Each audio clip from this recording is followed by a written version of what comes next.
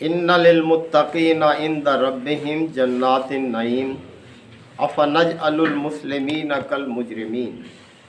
ما لکم کیف تحکمون ام لکم کتاب فیہ تدرسون ان لکم فیہ لما تخیرون ام لکم ایمان علینا بالغۃ الی یوم القیامۃ ان لکم لما تحکمون سلہم ایہم بذالک زعین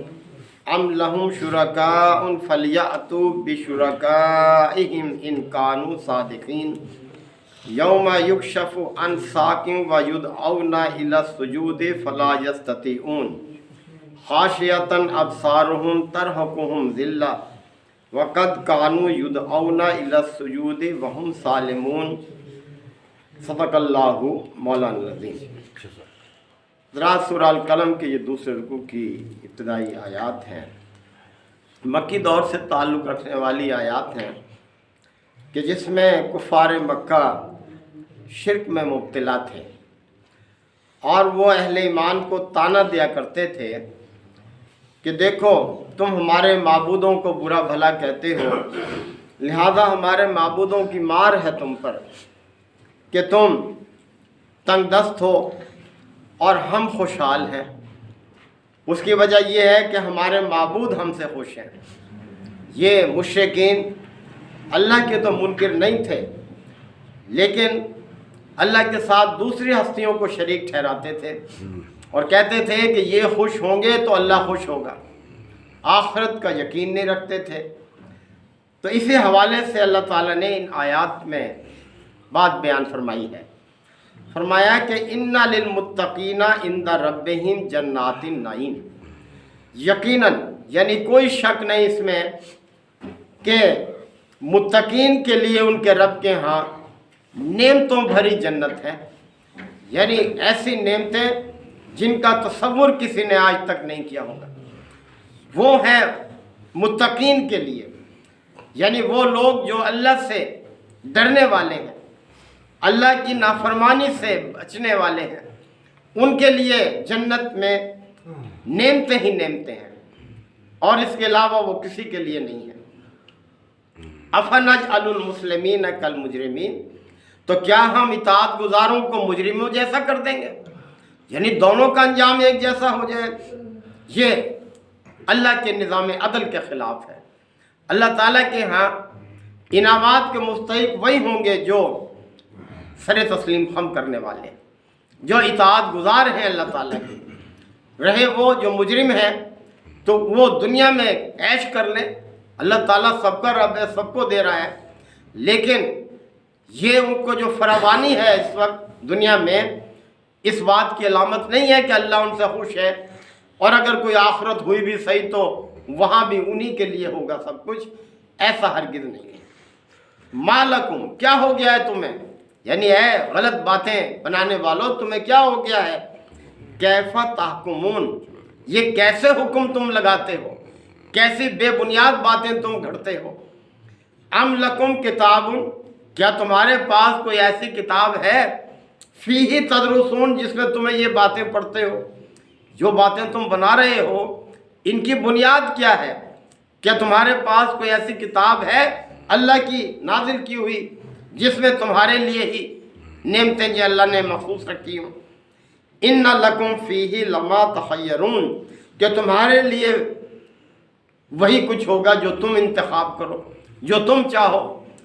تمہاری خواہش کے مطابق ہو۔ ام لکم ایمان علینا بالغۃ الی یوم القیامہ، کیا ہماری طرف سے تمہارے لیے کوئی ایسا عہد و پیمان ہے کہ جسے قیامت کے دن ہمارے لیے پورا کرنا لازم ہو؟ اللہ نے تم سے کوئی ایسا وعدہ کر رکھا ہو کہ تمہارے لیے سب کچھ ہو؟ ان لکم لما تحکمون، تم یہ کیسے حکم لگاتے ہو کہ تمہارے لیے یہ سب کچھ ہوگا، یہ نعمتیں، یعنی دنیا میں اگر تمہیں خوشحالی ہے تو آخرت بھی اگر برپا ہوئی تو تمہارے لیے ہوگی وہ بھی۔ سلہم، اے نبی صلی اللہ علیہ وسلم ان سے ذرا پوچھئے، سوال کیجئے، ایہم بذالک زعیم، کہ اس بات پر تمہارے پاس کون ہے ضامن؟ کس نے ضمانت دی ہے تمہیں اس بات کی کہ جس طرح دنیا میں تمہیں خوشحالی ہے آخرت میں بھی تمہیں اسی طرح سے خوشحالی ملے گی؟ ام لہم شرکاء، یا ان کے لیے کوئی ایسے شریک ہیں جو اس بات کی ضمانت دیتے ہوں انہیں؟ فَلْيَأْتُوا بِشُرَكَائِهِمْ إِن كَانُوا صَادِقِينَ، اگر یہ سچے ہیں تو لے کے آئیں اپنے ان شریکوں کو، بتائیں کہاں اللہ نے ان کو ضمانت دی ہے اس بات کی کہ انہی کے لیے ہوگا سب کچھ۔ یوم یکشف عن ساق، جس روز پنڈلی کھل جائے گی۔ ساق عربی زبان میں پنڈلی کو کہتے ہیں، محاورتاً استعمال کیا ہے۔ یہ پنڈلی کھل جانے سے مطلب یہ ہے کہ جب حقیقت بے نقاب ہو جائے گی، یعنی جس حقیقت کو یہ مان نہیں رہے منکرین حق، جب وہ واضح ہو جائے گی، جب حقیقت وہ کھل جائے گی، یعنی جب مانے بغیر چارہ نہیں ہوگا کہ آخرت برپا ہو جائے گی، سب زندہ کر لیے جائیں گے، اللہ کے حضور حساب کتاب کے لیے پیش ہوں گے، جنت دوزخ ہوگی سامنے، یعنی جب حقیقت کھل جائے گی، وَيُدْعَوْنَ إِلَى السُّجُودِ،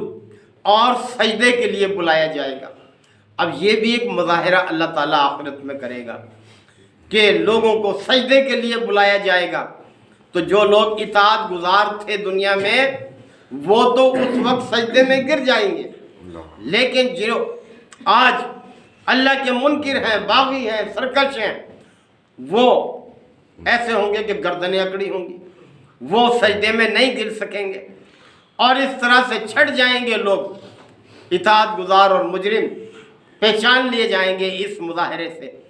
تو اللہ تعالیٰ نے فرمایا کہ یوم یکشف عن ساق، جس روز حقیقت بے نقاب ہو جائے گی، وَيُدْعَوْنَ إِلَى السُّجُودِ، اور سجدے کے لیے پکارا جائے گا، فَلَا يَسْتَطِيعُونَ، تو یہ اس کی استطاعت نہیں رکھیں گے، یہ نہیں کر سکیں گے، اور مجرم کے طور پر جان لیے جائیں گے۔ خاشعۃ ابصارہم، ان کی نگاہیں جھکی ہوں گی، یعنی پھر شرمسار ہوں گے، شرمندہ ہوں گے، رسوائی ان پر چھائی ہوگی، ان کی نگاہیں جھکی ہوں گی۔ وَتَرْحَقُهُمْ ذِلَّةٌ، اور ان پر ذلت چھائی ہوئی ہوگی ان کے چہروں پر، یعنی یہ کیفیت ہوگی پھر ان کی وہاں۔ وَقَدْ كَانُوا يُدْعَوْنَ إِلَى السُّجُودِ، اور جب انہیں سجدوں کے لیے بلایا جاتا تھا، یعنی دنیا میں جب ان کو دعوت دی جاتی تھی کہ بھئی ایک اللہ کے آگے سجدہ ریز ہو، اس کے سجدے کو قبول کرو، تو وہم سالمون، تو یہ کتراتے، انکار کر دیتے تھے، یعنی اپنے آپ کو اس راستے پر ہی صحیح سلامت سمجھتے تھے جس راستے پر انہوں نے اپنے آپ کو رکھا ہوا تھا، یعنی کفر اور شرک کے راستے پر ہی اپنے آپ کو انہوں نے قائم رکھا، اور اللہ کے راستے کو قبول کرنے سے انکار کیا، اللہ کے آگے سجدہ ریز ہونے سے انکار کیا۔ وہ ہے نا کہ وہ ایک سجدہ جسے تو گراں سمجھتا ہے، 1000 سجدوں سے دیتا ہے آدمی کو نجات۔ اللہ کے آگے سجدہ ریز ہو انسان، کتنے سجدوں سے اسے نجات ملتی ہے، اور نہ صرف نجات ملتی ہے بلکہ مجرم بننے سے بھی بچتا ہے۔ اللہ کے علاوہ جب کسی اور ہستیوں کو سجدہ کرے گا انسان تو نہ صرف گناہ گار ہوگا بلکہ بڑا مجرم بنے گا، آخرت کا ایندھن بنے گا، وہ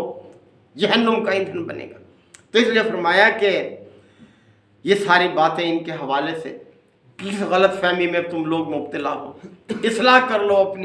اپنے آپ کو برے انجام سے بچا لو،